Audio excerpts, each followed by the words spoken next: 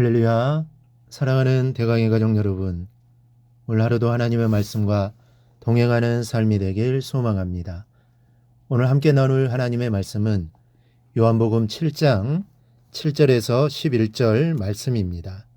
그 후에 제자들에게 이르시되 유대로 다시 가자 하시니 제자들이 말하되 랍비여, 방금도 유대인들이 돌로 치려 하였는데 또 그리로 가시려 하나이까? 예수께서 대답하시되 낮이 12시간이 아니냐? 사람이 낮에 다니면 이 세상의 빛을 보므로 실족하지 아니하고 밤에 다니면 빛이 그 사람 안에 없는 고로 실족하느니라. 이 말씀을 하신 후에 또 이르시되 우리 친구 나사로가 잠들었도다. 그러나 내가 깨우러 가노라. 아멘. 예수님께서 이 나사로가 위급하다는 전가를 받으시고 이틀을 유하시는 동안에 나사로는 이미 세상을 떠나고 말았습니다. 그때 예수님께서 제자들에게 이렇게 말씀하십니다. 유대로 다시 가자. 유대로 올라가자는 말에 제자들이 깜짝 놀라며 손사래를 칩니다.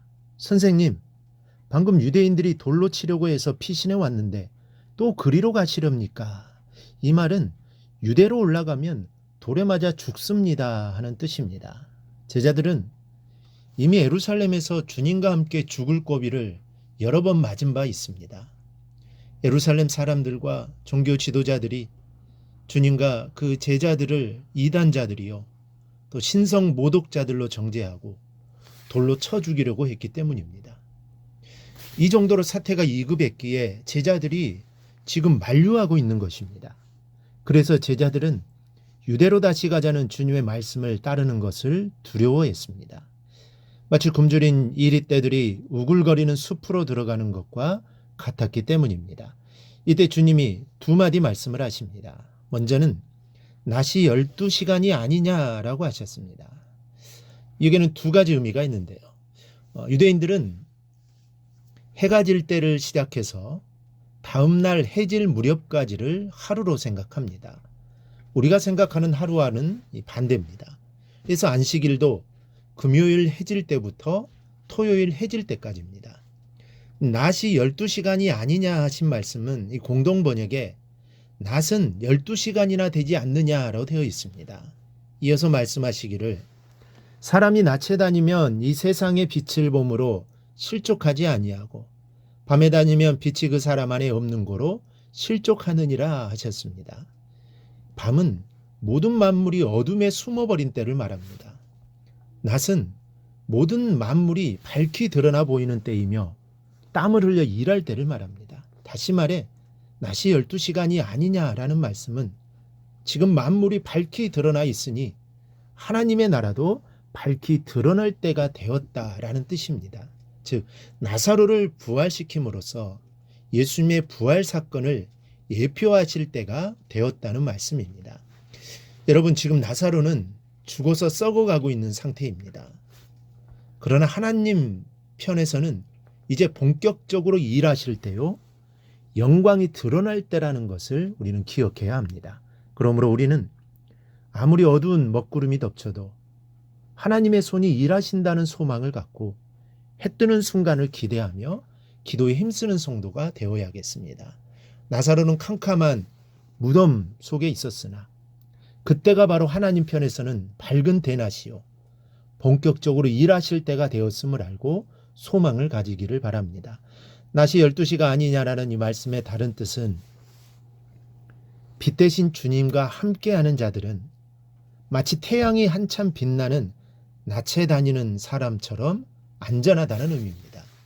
여러분, 도둑과 강도들이 언제 주로 활동합니까? 빛 없는 캄캄한 밤입니다.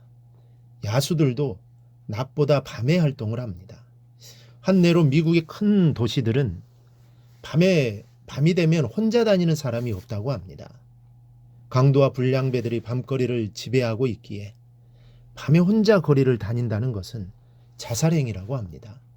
두려움에 움츠리는 제자들에게 주님은 대적자들이 기다리고 있는 유대와 예루살렘일지라도 목자 되시고 빛 대신 주님과 함께 가면 지금 안전하다라는 것을 강조하는 것입니다. 맞습니다. 사단 권세에 사로잡힌 이 세상은 온통 불의한 자들이 지배하는 밤거리와 같습니다. 그러나 우리가 주님과 동행하면 정말 우리는 안전하게 저 천성길로 갈 수가 있습니다. 그것은 주님께서 우리를 친히 인도하시기 때문입니다. 먼저 주님 우리를 의의 길로 인도합니다. 그래서 주님의 말씀대로 순종하며 행하면 우리는 죄의 길이 아닌 의의 길로 갈 수 있습니다. 의의 길로 가는 성도는 하나님의 보호를 받게 됩니다. 그러므로 우리는 무슨 일이 있어도 주님만 붙잡고 살아가야 하는 것입니다. 또 하나, 주님은 죽은 나사로를 향해 잔다고 표현하셨습니다. 11절을 보니 우리 친구 나사로가 잠들었도다. 그러나 내가 깨우러 가노라. 나사로는 이미 죽은 상태였습니다. 장사를 지낸 지 이미 사흘이 되어 시체가 썩어 냄새나고 있습니다. 그러나 주님은 그가 자고 있다 말씀합니다. 그리고 내가 깨우러 가노라. 나사로를 살리러 간다는 말씀이요, 나사로가 주님의 권능으로 부활하리라는 말씀입니다. 주님께서 나사로를 부활시키신 데에는 이유가 있습니다.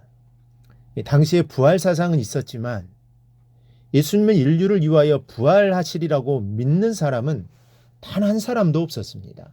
그러므로 나사로의 부활을 보이심으로 주님의 부활을 예고하시는 것이요, 만인의 하나님의 권능으로 부활하리라는 소망의 실체를 보여주시는 것입니다. 여러분, 인간에게는 피할 수 없는 세 가지가 있습니다. 하나는 죽음이요, 또 하나는 부활이요, 세 번째는 심판입니다. 그런데 부활에는 두 가지의 부활이 있습니다. 하나는 심판을 받기 위한 부활이요, 하나는 영원한 생명을 얻기 위한 부활입니다. 그런데 저와 여러분이 겪게 될 부활은 생명을 위한 부활입니다. 주님이 부활하셨으니 우리도 주님처럼 생명의 부활에 참여하게 되는 것을 믿으시기를 바랍니다. 나사로가 캄캄한 무덤 속에 있을 때 하나님 나라의 시간은 밝은 대낮이었습니다. 지금 여러분의 인생이 어두운 사경에 헤맬지라도 주님 편에서는 밝은 대낮임을 기억하십시오. 비록 죽은 지 오래되어 썩었을지라도 주님의 권능은 생명으로 부활시키는 역사를 믿으시기 바랍니다.